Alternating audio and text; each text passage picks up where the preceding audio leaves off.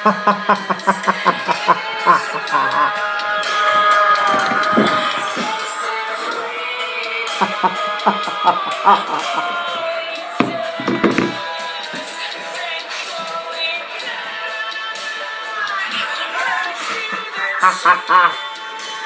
the new Universal Champion, haha, baby.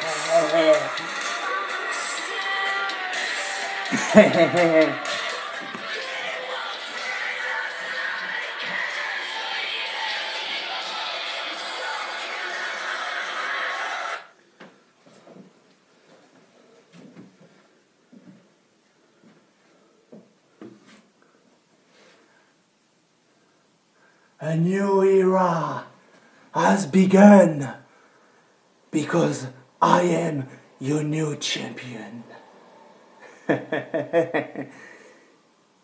And now I will let you with a Firefly House episode. Enjoy.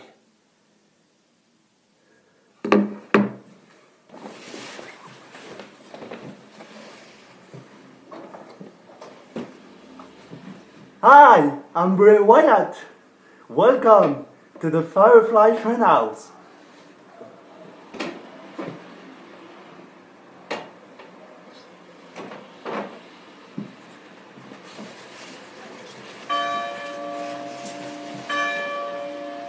Hi.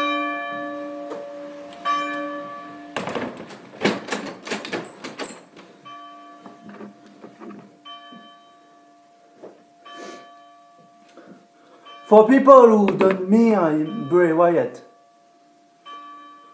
You already know because each week I'm here for a Firefly Funhouse episode. Even if Seth Rollins burnt it once upon a time, but Seth Rollins is no more Universal Champion. The Fiend is champion. I'm so happy that The Fiend is Universal Champion. And Seth Rollins is no more Universal Champion. I'm so happy.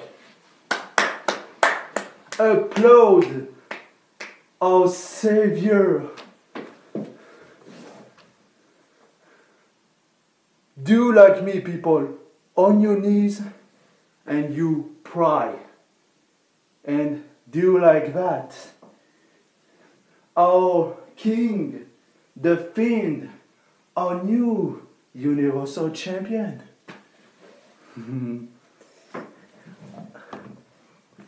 I will talk to you about Crown Jewel. I'm Bray Wyatt, so I can... This Firefly Funhouse episode will be special because I will do a review of Crown Jewel. And in French, because I know some French, yes. From my friend Michael Fifou, yeah, he's Michael Fifou. My friend is Michael Fifou, yeah. I know him very, very well. And he loved me so unbelievable. This dude, he does amazing video on YouTube. You have to watch his video because this guy is awesome. Donc, je vais un petit peu parler français. Vous savez quoi, il va mieux vous en parler que vous. Bye bye and see you next time for next Firefly Funhouse episode. I'll let you with Michael Fifou. Bye bye. Quelle prestation!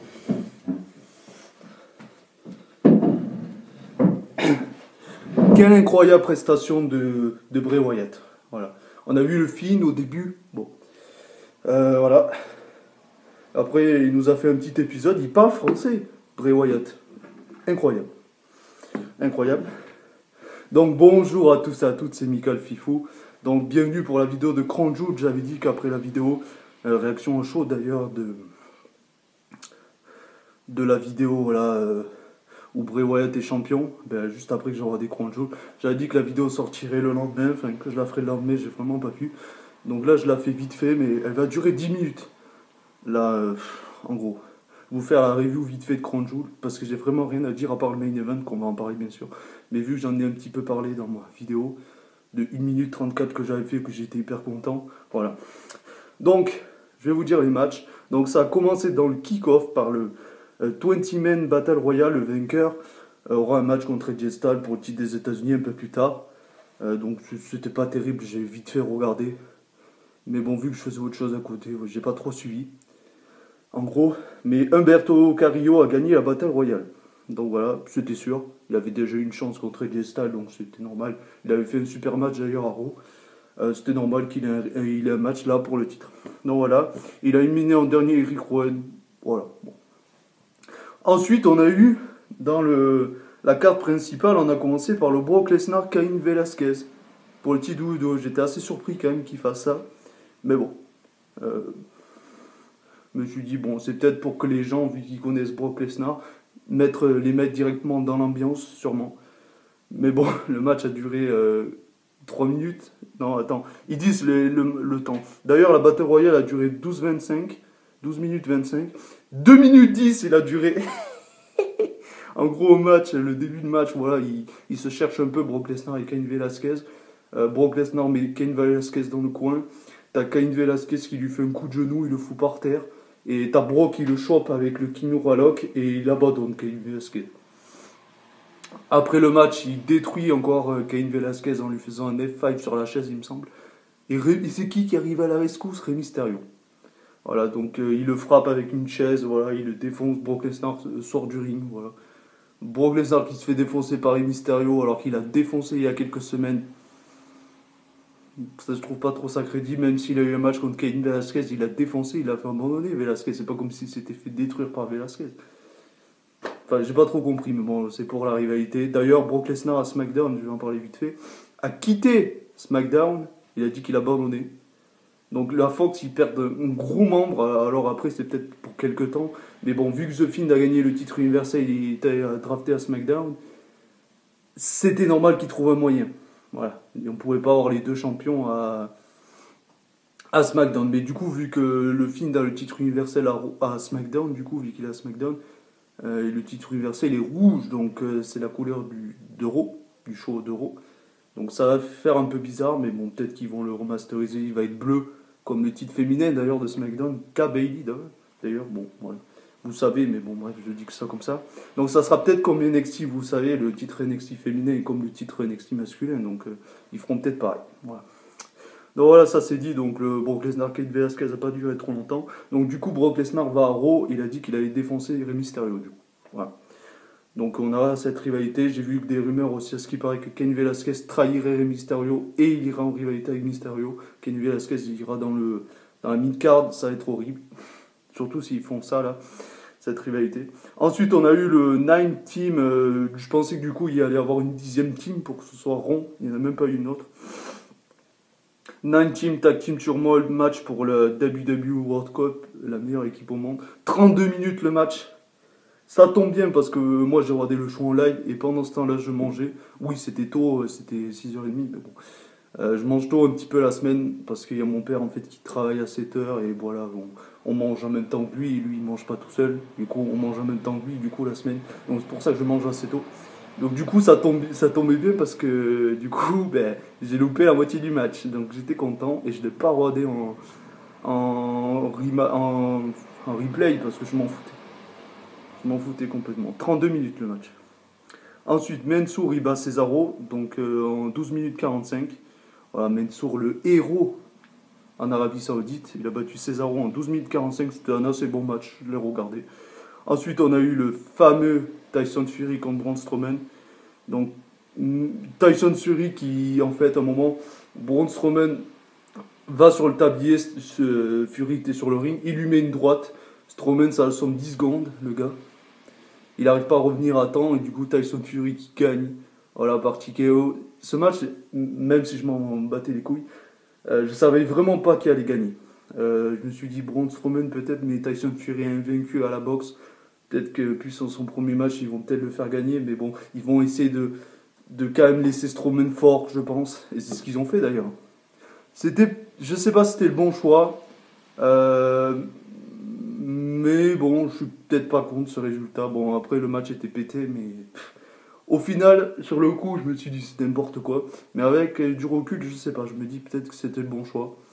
Après, je m'en fous de Tyson Fury, mais bon, pour ceux qui s'intéressent à lui, c'était peut-être pas une mauvaise idée de faire ça. Après, Strowman a défoncé Fury avec un power slam. Bon, Strowman est quand même sorti fort, hein. Mais bon, quand même, Tyson Fury s'est relevé 10 secondes après. Il a pas trop vendu le power slam, mais bon. Bref, c'était pour dire, ah, vas-y, non, je suis pas KO. Donc la réalité, je pense, va continuer. Malheureusement, elle va continuer. Il va falloir avoir peur. Il va falloir être courageux. Ensuite, on a eu le AJ Styles contre Humberto Carrillo. Humberto Carrillo a gagné sa place dans le kick-off pour affronter AJ Styles, le champion des États-Unis. Donc oui, le Tyson Fury Braun Strowman a duré 8 minutes 4. Donc le AJ Styles, Humberto Carrillo, le pépito, comme dirait French Wrestling Beast, j'adore quand il dit ça. Il a battu AJ Styles, Humberto Carrillo en 12 minutes 34. Donc c'était un très bon match. Heureusement qu'on a eu ce match. Après on a eu le first ever, première fois de la WWE. Natalia contre Lacey Evans.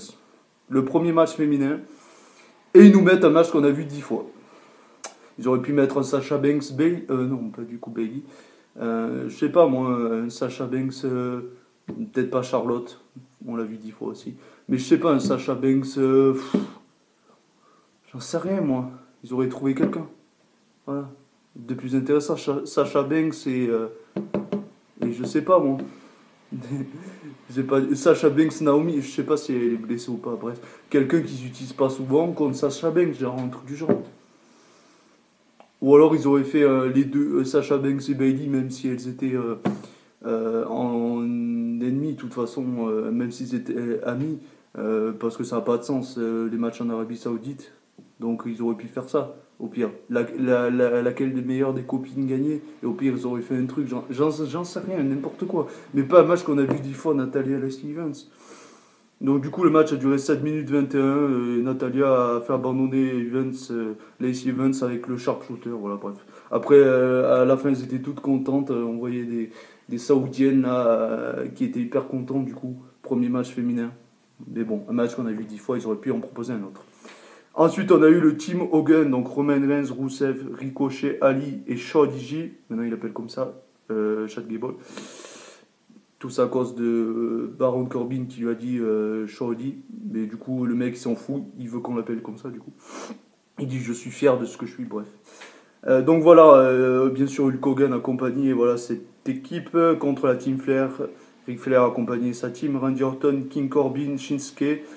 Bobby Lashley et Drew McIntyre, donc c'était pas à élimination en fait, je croyais que c'était à élimination en fait, mais non, pas du tout, parce qu'ils veulent pas, parce que vu que les séries arrivent bientôt, ouais, ils voulaient pas faire pareil. Donc le match a duré 19 minutes 55, et c'est la Team Hogan qui gagne.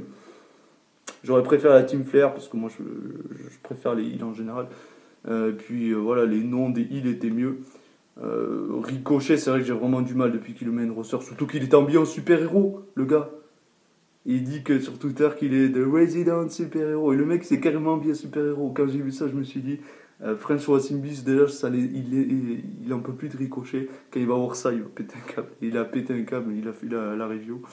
Donc voilà, et à la fin, en gros, c'est Roman Reigns qui élimine Randy Orton avec un spin. Bref.